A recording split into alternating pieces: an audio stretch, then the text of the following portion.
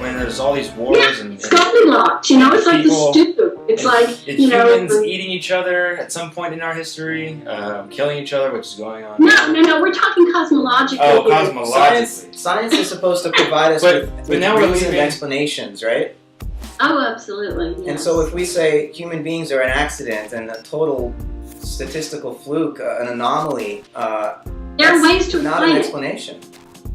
No, but there are ways. I mean, what's his name? Everett Hughes, who was a cosmologist. You know about him, right? Yeah.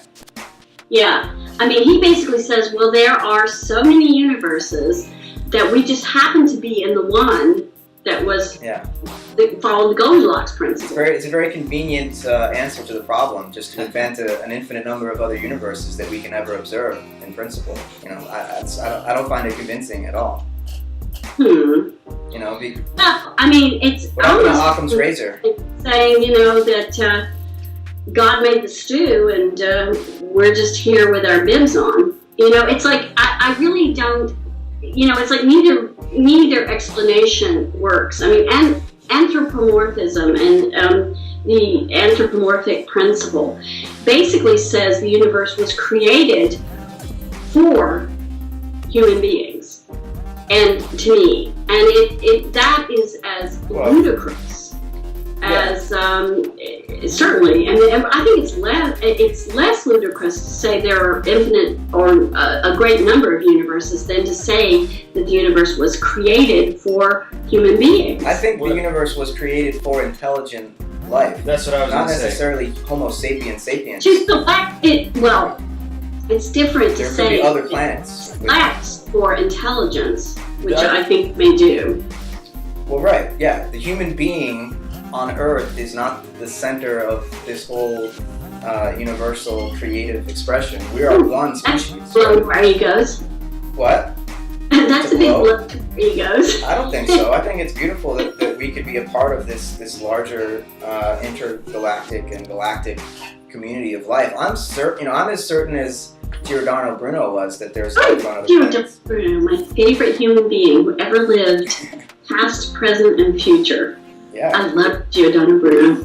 I went to Rome in 2000 when it was his 400th anniversary of his auto da fe when he was burned. It's not necessarily that that means that the universe was made for humans. It just means that we are only capable of knowing a universe which creates or which created us, right? So we're in this paradoxical situation. No, what? Oh, you think the universe created? I mean, yeah. And we are the universe created itself. The universe is the soup in which we evolved. Is that the same to you? I mean, it's the universe is the soup. Why is it a soup? The milieu, or it's the place in which we evolved. I mean, I will concede that. I will not concede that you create. Well, I mean that. It's like agency. You're insisting on agency.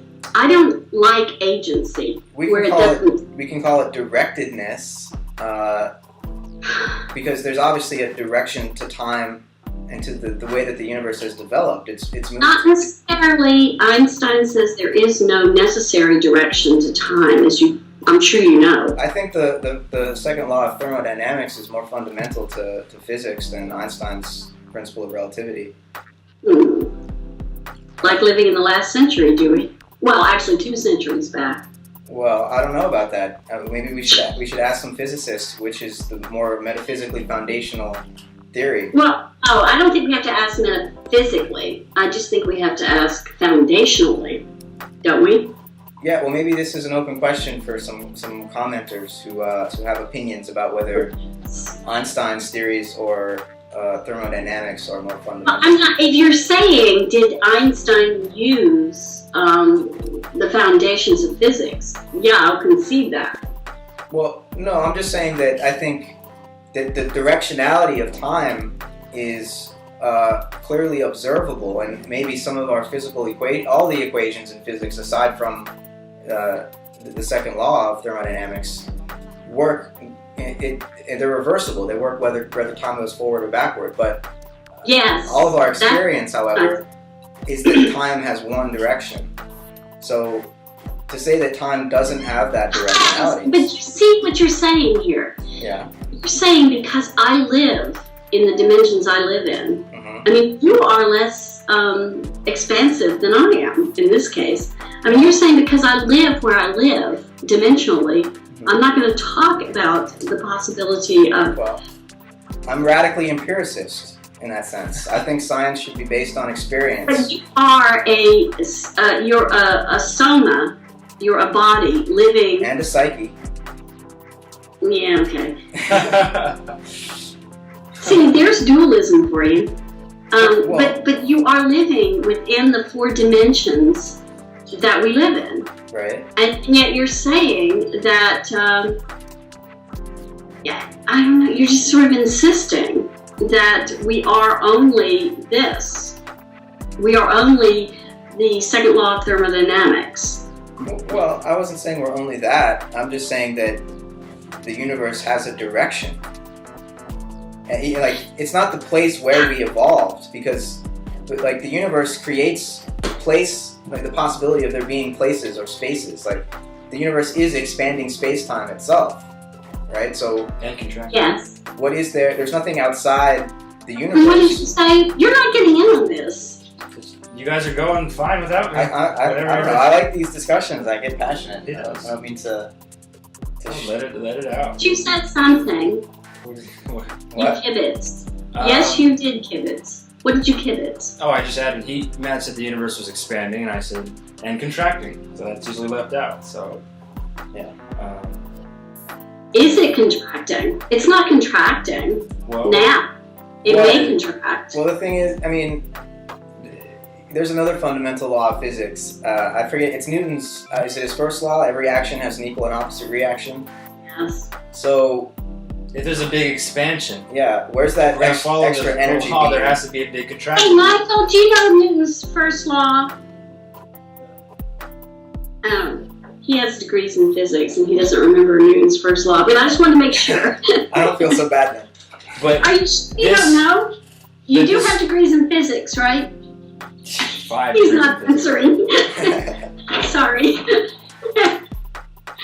But I just wanted to make sure, because I think that's right, but I just wanted to make sure. But since he's not going to answer me. Sometimes I have to answer the math questions around here, and he has degrees in math too, so... Yeah. Well, I mean, anyway. I agree with your sentiment, Karen, that we don't really know.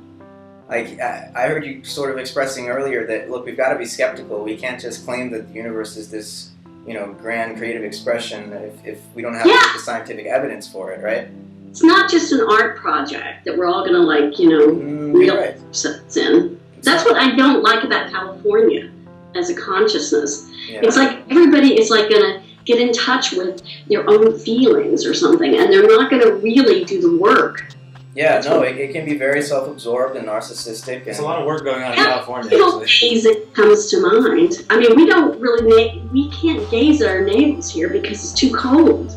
I mean, you guys can sit there and gaze at your navels all day long. We can't do that. We'll freeze to death. Who's gazing at their navels all day long? I don't know. You two come to mind. I mean, it's a beautiful... I love you both, but you're navel gazers.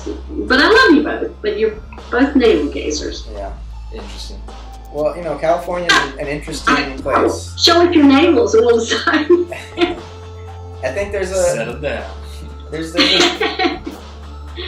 a grand experiment going on over here, though, I think. Especially in the Bay Area. People are trying to learn to live in a new way that's not about consumer capitalism, even though that has a very pervasive force here. There's also people trying to start living locally, growing food and eating locally. I do agree with that. I do, but are you two doing that? I helped start an urban permaculture. There's a thing called the transition movement. Well, yeah. I mean, are you two really buying local produce and more and more riding bicycles instead of taking cars? And I do, yeah. All that? We are. We're actually more and more. We're lessening our ecological footprint. So less actually is more.